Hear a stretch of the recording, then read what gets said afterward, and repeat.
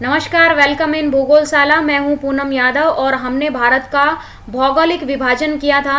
तो भौगोलिक विभाजन के आधार पर भारत को 6 भागों में डिवाइड किया था। उत्तर और उत्तर पूर्वी पर्वतमाला जिसे हम कवर कर चुके हैं, जिसमें हिमालय पर्वत की 4 श्रृंखलाएं आती हैं, ट्रांस हिमालय,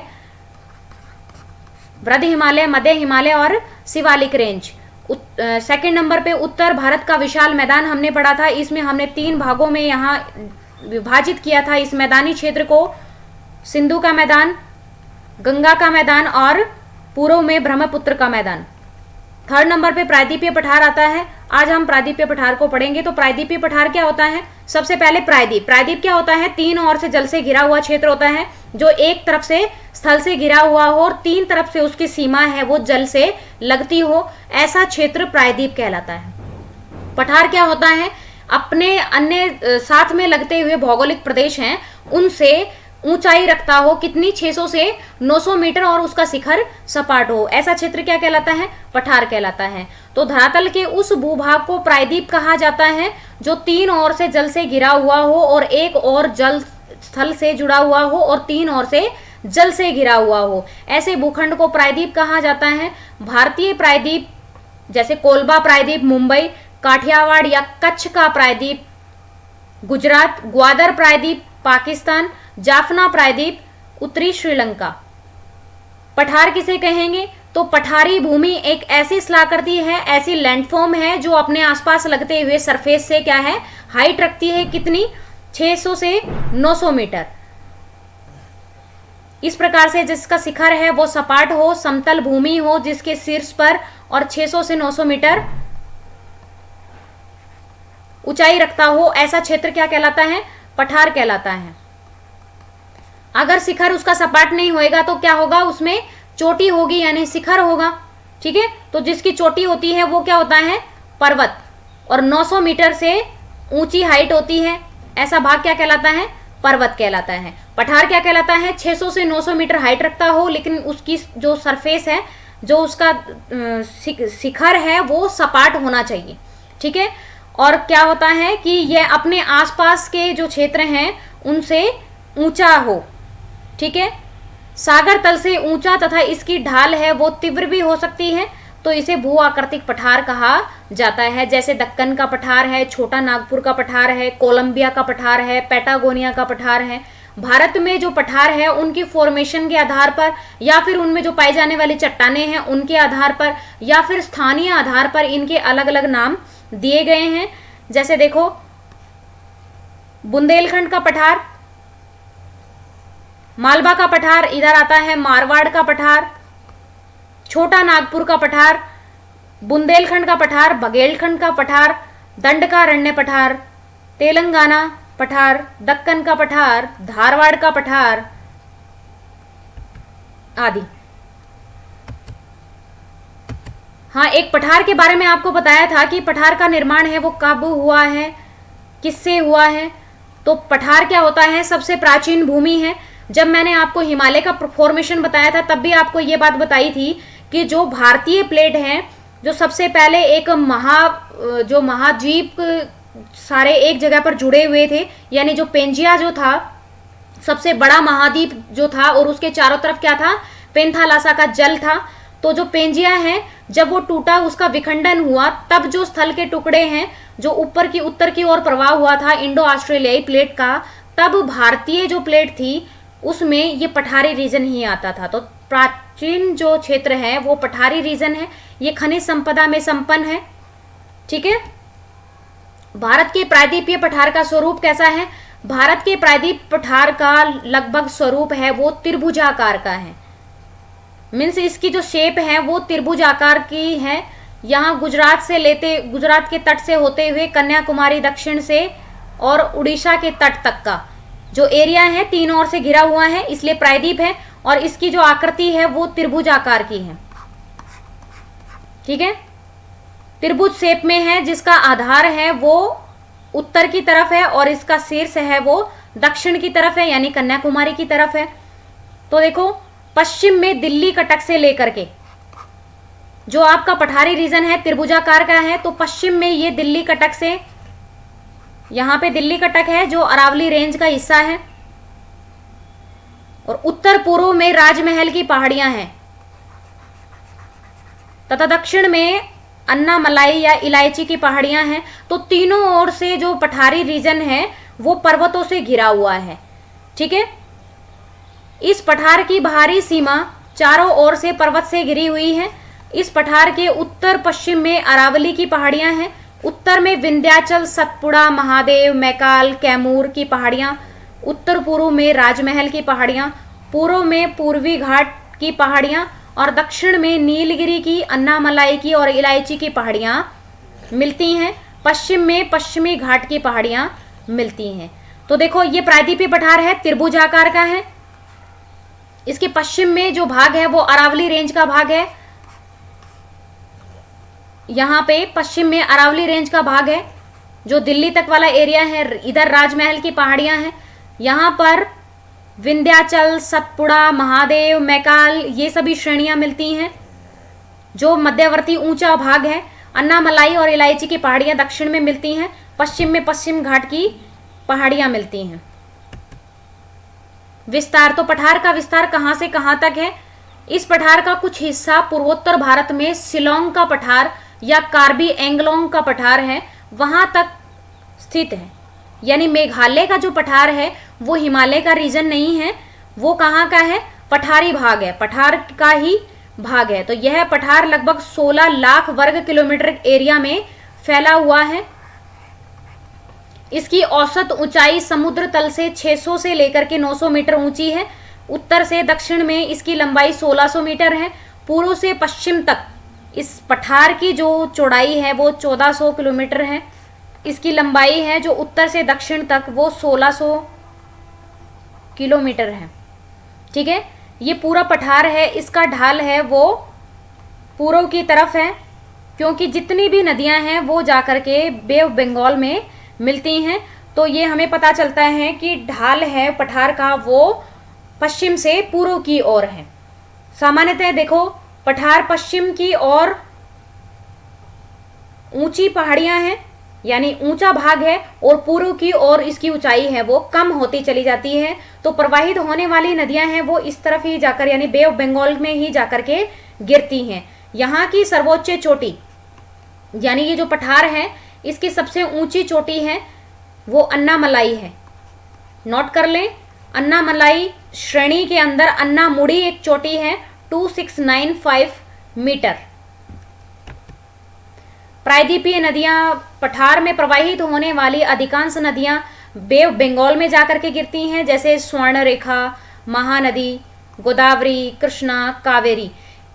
ये भी नोट कर लें कि एग्जाम में ये सभी पूछे जाते हैं कि ये नदियां हैं, इनका उत्तर से दक्षिण की ओर क्रम बताइए। तो स्वर्णरेखा, महानदी, गोदावरी, कृष्णा और कावेरी, इसी क्रम से उत्तर से दक्षिण की ओर ये नदियां बहती हैं। और अरब सागर में जाकर गिरने वाली जो नदियां हैं वो नर्मदा, ताप्ती, माही और साबरमती प्रमुख हैं। जबकि उत्तर की ओर प्रवाहित होने वाली नदियों में चंबल, सिंध, बेतवा, केन, सोन आदि हैं। तो देखो चंबल, सिंध, बेतवा, केन और सोन ये सभी यमुना नदी की सहायक नदियां हैं। ये पठारी रीजन से और किस तरफ जाती हैं? उत्तर की तरफ जाती हैं, यानी यमुना में मिलती हैं, जो यमुना और गंगा की सहायक नदियां हैं। चंबल, बेतवा, सिंध, केन और सोन। प्रायद्वीपीय पठार के भाग, तो पठार के भी अलग अलग भाग बनाए गए हैं। तो पठार को 3 भागों में डिवाइड किया है। पहला दक्कन का पठार, दूसरा है मध्य का उच्च भूमि और तीसरा है उत्तर पूर्वी का पठार। ठीक है, दक्कन का पठार फर्स्ट नंबर पे, तो ये त्रिभुजाकार पठार है। ठीक है, दक्कन का पठार है वो एक त्रिभुज शेप में है। इस पठार का अधिकांश भाग ज्वालामुखी के जमाव होने के कारण से हुआ है। तो ज्वालामुखी क्या होते हैं? धरातल का ऐसा मुख जिससे ज्वाला निकलती हो, आग निकलती हो, ऐसा स्थान क्या कहलाता है? ज्वालामुखी कहलाता है। ये इस प्रक्रिया के दौरान जो धरातल के आंतरिक भाग से जो मैग्मा होता है वो सतह पर निकलता है, प्राप्त होता है, जिसे क्या कहते हैं? लावा कहते हैं। जब अंदर होता है तो उसे मैग्मा कहते हैं, धरातल के आंतरिक भाग से जब निकलता है, और लावा उसे जब कहते हैं जब वो धरातल पर प्राप्त होता है। इसका क्षेत्रफल लगभग 5 लाख वर्ग किलोमीटर के एरिया पर दक्कन का पठार फैला हुआ है। ज्वालामुखी विस्फोट के कारण से जो जमाव हुआ है लावा, उसी से निर्मित हुआ है दक्कन का पठार। इसकी एवरेज हाइट है वो 600 मीटर है। दक्षिण में इसकी ऊंचाई अधिक पाई जाती है। इस पठार का ढाल पश्चिम से पूर्व की ओर है।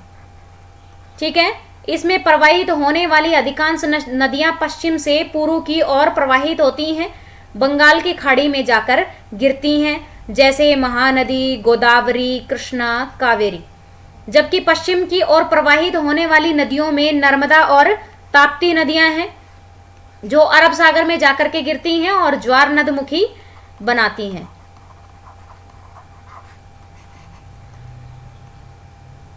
ठीक है, दक्कन के पठार को कई क्षेत्रीय नाम से भी जाना जाता है। जैसे कर्नाटक का जो प्रदेश है, कर्नाटक क्षेत्र में पाया जाने वाले पठार है उसको कर्नाटक पठार के नाम से जानते हैं। तेलंगाना में पाए जाने वाले को तेलंगाना पठार कहते हैं, तमिलनाडु का पठार कहते हैं और महाराष्ट्र का पठार कहते हैं। 5 लाख वर्ग किलोमीटर एरिया कवर करता है दक्कन का पठार। देखो, पश्चिमी घाट और पूर्वी घाट दो चीजें हैं। जब हम पठारी रीजन को दो भागों में डिवाइड करते हैं तो एक भाग है पूर्वी घाट और दूसरा है पश्चिमी घाट, जिसको सह्याद्री नाम से भी जाना जाता है। तो पूर्वी घाट से ज्यादा ऊंचा है कौन सा? पश्चिमी घाट। और इसका ढाल किस तरफ है? पूर्व की तरफ है। इसकी एवरेज हाइट है वो 1500 मीटर है, यानी ऊंचाई अधिक है। यहाँ वर्षा अधिक होती है क्योंकि जो मानसून की जो धाराएं आती हैं या मानसून हवाएं जब भारत में प्रवेश करती हैं, तब ये जो पर्वत श्रृंखलाएं हैं उनसे टकराकर पश्चिमी घाट पर ही अधिक बारिश करती हैं। इसी कारण से यहाँ पर वर्षा की प्राप्ति अधिक होती है। इसका विस्तार श्रीलंका तक है।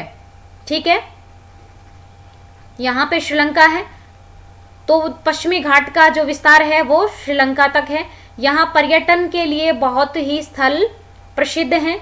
पश्चिमी घाट का तटीय मैदान कम चौड़ा है। ये चौड़ा कम इसलिए है क्योंकि इस स्थान की और पर्वत श्रृंखलाएं हैं वो ज़्यादा देखने को मिल रही हैं, यानी हाइट अधिक है, इसलिए मैदान का निर्माण नहीं होता है। दक्षिणी चोटियाँ, इसकी चोटियाँ दक्षिण भारत में अधिक ऊंची हैं।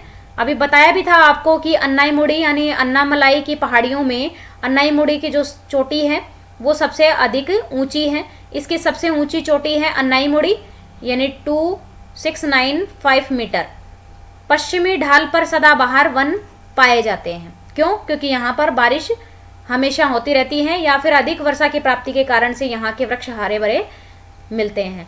पूर्वी घाट पर यहाँ ज़्यादा ऊंचाई नहीं होती है, यहाँ पर ज़्यादा अधिक ऊंचाई, और इसकी औसत ऊंचाई है वो 600 से 800 मीटर है। यहाँ वर्षा की अधिकता नहीं है। यहाँ पश्चिमी घाट से जाकर के मिलता है नीलगिरी पर्वत। देखो, इन दोनों पर्वतों को, ये जो पूर्वी घाट है और पश्चिमी घाट है, इनको एक श्रेणी अलग करती है, नीलगिरी श्रेणी। ठीक है, पूर्वी तटीय मैदान अधिक चौड़े हैं। क्यों? क्योंकि यहाँ पर हाइट कम है, किसकी? पठार की। इसके कारण से जो तटीय मैदान है उसकी चौड़ाई है वो अधिक मिलती है।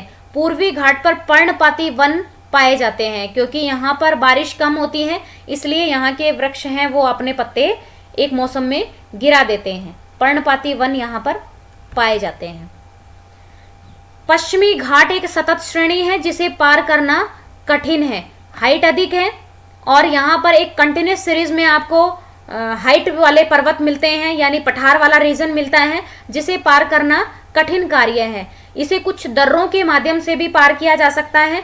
तो 3 दर्रे यहाँ पर प्रसिद्ध हैं, थाल घाट, भोर घाट और पाल घाट। तो थाल घाट मुंबई को नासिक से जोड़ता है, भोर घाट मुंबई को पुणे से जोड़ता है, पाल घाट कोच्चि से कोयम्बटूर को जोड़ता है। तो आप इनकी सीरीज से याद करें, जैसे था से थाली, भो से भोजन और पा से पानी। तो सबसे पहले क्या आएगा? थाली, फिर भोजन और उसके बाद पानी, यानी थाल घाट, भोर घाट और पाल घाट, 3 दर्रे मिलते हैं यहाँ पर। मध्य का उच्च भाग, यहाँ पर पर्वत श्रृंखलाएं हमें देखने को मिलेंगी। तो देखिए, यह पठार भारत के मध्य में नर्मदा नदी के उत्तर तथा गंगा यमुना मैदानी क्षेत्र के दक्षिण में स्थित है। तो नर्मदा नदी के उत्तर में यहाँ नर्मदा नदी है, अमरकंटक से निकलती है और अरब सागर में जाकर के मिलती है। तो नर्मदा नदी से उत्तर में और गंगा यमुना मैदानी क्षेत्र के दक्षिण में, यानी ये वाला रीजन है वो क्या है, मध्यवर्ती उच्च भूमि के नाम से जाना जाता है। यहाँ से निकलने वाली जो ज़्यादातर नदियाँ हैं वो यमुना और गंगा की सहायक नदियाँ हैं, जो अभी पीछे आपको बताया था, केन, सोन, बेतवा, चंबल, ये सभी नदियाँ जाकर के यमुना नदी में मिलती हैं। यह पठार भी त्रिभुजाकार है, जिसका आधार है वो उत्तर पश्चिम में और अरावली की पहाड़ियों के रूप में, और विंध्याचल, मैंकाल, कैमूर की पहाड़ियाँ, इनका शीर्ष भाग राजमहल की पहाड़ियों की तरफ देखा जा सकता है। इस पठार का सामान्य ढाल दक्षिण पश्चिम से उत्तर पूर्व की ओर है। ठीक है, दक्षिण पश्चिम से लेकर के उत्तर पूर्व की ओर इसका ढाल है, इस तरफ ढाल मिलेगा। इसे स्थानीय नामों से जाना जाता है, जैसे पश्चिम से पूर्व की ओर मालवा का पठार, यहां मालवा का पठार, बुंदेलखंड का पठार, बघेलखंड का पठार और छोटा नागपुर का पठार, जो खनिजों के लिए बहुत प्रसिद्ध हैं, यहां मिलते हैं।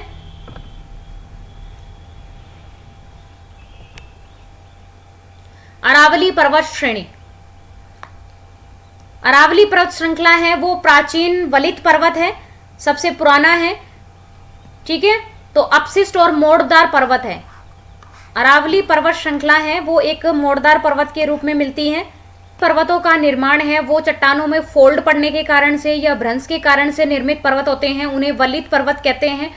इसका विस्तार मालवा के पठार के उत्तर पश्चिम में, दिल्ली से लेकर के दक्षिण पश्चिम में गुजरात के पालनपुर तक 800 किलोमीटर के एरिया तक अरावली की रेंज है वो फैली हुई है।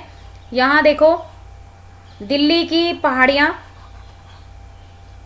और यहाँ पे पालनपुर गुजरात तक 800 किलोमीटर का जो एरिया है वो अरावली रेंज के अंतर्गत आता है। यहाँ की सबसे ऊंची चोटी है वो गुरु शिखर है, 1722 मीटर ऊंची श्रेणी यहाँ की है, जो माउंट आबू पर्वत पर स्थित है, गुरु शिखर के नाम से प्रसिद्ध है। इसके पश्चिम में थार का मरुस्थल है, यहाँ जैसलमेर, बाड़मेर, बीकानेर, और इसके पूर्व वाला जो रीजन है वो क्या है, वर्षा की प्राप्ति अधिक करता है, और इसका पश्चिमी जो रीजन है वहां पर बारिश नहीं होती है, क्योंकि मानसून की जो पवनें हैं वो अरावली पर्वत के समानांतर ऊपर निकल जाती हैं। इसके पश्चिम में थार का मरुस्थल के नाम से जाना जाता है। जैसलमेर, बीकानेर और बाड़मेर वाला जो रीजन है, यहाँ पर जो चट्टानें पाई जाती हैं वो नीस, शिस्ट और संगमरमर पाई जाती हैं। प्री कैम्ब्रियन जो काल था वहाँ उस समय की जो निर्मित चट्टानें हैं यहाँ पर मिलती हैं। मालवा का पठार अगला डिवीजन है, मालवा का पठार। तो यह पठार पश्चिम में अरावली के दक्षिण में विंध्याचल और पूर्व में बुंदेलखंड पठार से घिरा हुआ है। तो मालवा पठार यहाँ है, यहाँ पर बुंदेलखंड पठार है और दक्षिण में यह दक्कन के पठार से घिरा हुआ है। इस पठार में प्रवाहित होने वाली दो नदी तंत्र हैं, अरब सागर में ये नदियां जाकर के मिलती हैं, नर्मदा नदी और ताप्ती नदी, दो बड़ी नदियां हैं। माही और साबरमती नदियां भी जाकर के अरब सागर में विलीन होती हैं। उत्तर की ओर प्रवाहित होने वाली यमुना की सहायक नदियां केन, बेतवा, चंबल आदि मालवा पठार से होकर के बहती हैं, और यहाँ पर मालवा पठार पर बहने वाली मुख्य नदी चंबल, इन नदियों के द्वारा इस पठार को उबड़ खाबड़ बना दिया गया है, जिसे बीहड़ कहते हैं। बीहड़ यानी जंगल वाला जो एरिया होता है, यानी वनस्पति भी वहां पर अधिक होती है, और वहां का जो बेडलैंड टोपोग्राफी बनी हुई होती है उसे बीहड़ कहा जाता है। नदी के द्वारा जो उत्खात भूमि बनाई जाती है उसे बीहड़ कहा जाता है, जो कहाँ, राजस्थान, उत्तर प्रदेश और मध्य प्रदेश की सीमा पर चंबल का जो बीहड़ है प्रसिद्ध है। बुंदेलखंड का पठार, यह पठार दक्षिण में विंध्यन जो पर्वत श्रेणी है, उत्तर में यमुना नदी और पश्चिम में चंबल तथा दक्षिण की ओर में पन्ना श्रेणी से घिरा हुआ है। पन्ना किस लिए प्रसिद्ध है? इस पठार का विस्तार उत्तर प्रदेश तथा मध्य प्रदेश के कुछ जिलों तक है। ठीक है, पन्ना की जो श्रेणियां हैं वो हीरे के लिए, हीरे की खान है मध्य प्रदेश में, पन्ना प्रसिद्ध है। बघेलखंड का पठार क्या होता है? इस पठार के अंतर्गत मध्य प्रदेश में सतना और रीवा नामक जो जिला है उत्तर प्रदेश के मिर्जापुर को शामिल किया गया है। इस पठार के दक्षिण में नर्मदा सोन नदी की द्रोणियां हैं वो स्थित हैं। इसमें आर्कियन और बिजवार श्रेणियों की चट्टानें विद्यमान हैं। उत्तर पूर्व की ओर सोन तथा पश्चिम की ओर नर्मदा तथा दक्षिण पश्चिम की ओर ताप्ती नदी का उद्गम होता है। बघेलखंड पठार से छोटा नागपुर का पठार मोस्ट इंपोर्टेंट है। खनिज संपदा में सबसे धनी पठार है वो छोटा नागपुर का पठार कहा जाता है। इसके क्षेत्र को पाट क्षेत्र भी कहते हैं और छोटा नागपुर के पठार को पाटलैंड भी कहते हैं या पाट भूमि प्रदेश भी कहते हैं। तो इसका सबसे अधिक पार्ट है वो झारखंड, छत्तीसगढ़, उत्तर प्रदेश, सोनभद्रा जो जिला है, पश्चिम बंगाल या दक्षिण पश्चिमी हिस्सा है, उड़ीसा का भी हिस्सा छोटा नागपुर के पठार में सम्मिलित है। भारत का लगभग 40 से 50% खनिज है वो छोटा नागपुर पठार से ही प्राप्त किया जाता है। इसी पाट प्रदेश से इस पठार में प्रवाहित होने वाली कई नदियां जैसे दामोदर है, उत्तरी कोयल है, दक्षिणी कोयल है, कनहर है, ये नदियां अपने मार्ग में जलप्रपात, नदी छिप्रिकाएं और महाखड़ का निर्माण करती हैं। तो जलप्रपात क्या होता है? जब नदी का जल ऊंचाई से नीचे गिरता है उसे क्या कहते हैं? जलप्रपात कहते हैं। जब जलप्रपात की तली में एकदम से नदी जब ज्यादा तेजी से गिरती है तो जो उछल बनते हैं नदी के द्वारा उसे क्या कहते हैं? छिप्रिकाएं कहते हैं। और जब नदी अपनी घाटी को बहुत गहरा संकरी कर देती है, आई आकार की घाटी का निर्माण करती है, उसे ही क्या कहते हैं? महाखड़ कहते हैं। नेक्स्ट आता है उत्तर पूर्वी पठार। इसे मेघालय या कार्बी एंगलोंग का पठार भी कहा जाता है। ये मेघालय का पठार के नाम से जाना जाता है। हिमालय की उत्पत्ति के समय भारतीय प्लेट उत्तर पूर्व दिशा में खिसकने के कारण से, अपार ऊर्जा के उत्सर्जन के कारण से यह पठार एक भ्रंश के कारण से पठार से अलग हो गया था, जिसको भ्रंश कौन सा नाम से जाना जाता है? उस भ्रंश को मालदा भ्रंश के नाम से जाना जाता है। और छोटा नागपुर पठार से यह अलग हो गया था। इस पठार को यहाँ पर पाए जाने वाली जनजातियों के नाम पर ही यहाँ की पहाड़ियों को नाम दिए गए हैं। पश्चिम से पूर्व की ओर गारो, खासी और जैंतिया तीन पहाड़ियां यहाँ पर मिलती हैं और यहाँ के जनजातियों के नाम पर ही गारो, खासी और जैंतिया पहाड़ियों का नाम दिया गया है।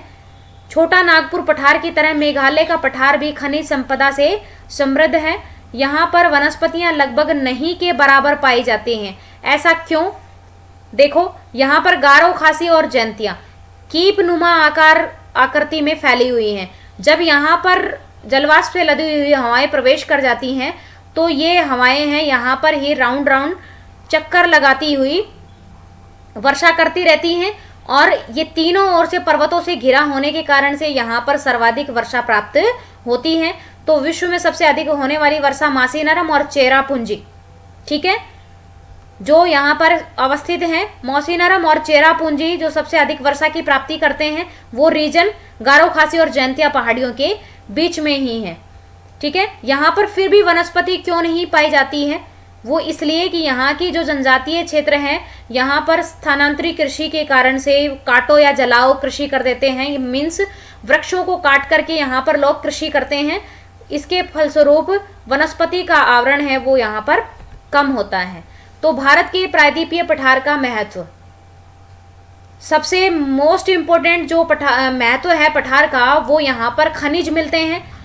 तो लोहा, मैग्नीज, तांबा, जस्ता, बॉक्साइड, क्रोमियम, सोना, चांदी, सीसा, पारा और कोयला, ये सभी ये पठार में मिलते हैं। ये पठार वाला जो रीजन है वो पर्यटक स्थल के रूप में भी प्रसिद्ध है। महाबलेश्वर, खंडाला, पंचमढ़ी एमपी, ठीक है, झारखंड का रांची, पारसनाथ और माउंट आबू आदि प्रसिद्ध हैं। वन उपज के रूप में जैसे यहाँ पर वन आपको अधिक मिलेंगे यानी पश्चिमी घाट पर, तो बीज, फल या फिर औषधियाँ हैं वो प्राप्त होती हैं। यहाँ पर बहुउद्देशीय परियोजनाएं हैं वो संचालित हैं, जैसे दामोदर घाटी परियोजना, महानदी घाटी परियोजना, गोदावरी घाटी परियोजना। इनके कारण से यहाँ लाभ की प्राप्ति होती है। बहुमूल्य सजावटी पत्थर यहाँ पर देखने को मिलेंगे, जैसे हीरा है, पन्ना है और संगमरमर है। ठीक है, ये है क्वेश्चन ऑफ द डे। तो दक्षिण भारत की सबसे ऊंची चोटी कौन सी है? माउंट आबू, दोदा बेटा, अन्नाई मुड़ी या फिर पेरूमल? इसका आंसर आप कमेंट बॉक्स में देंगे। इसी के साथ धन्यवाद। उम्मीद है वीडियो आपको पसंद आई होगी। Subscribe now and press the bell icon. Never miss an update.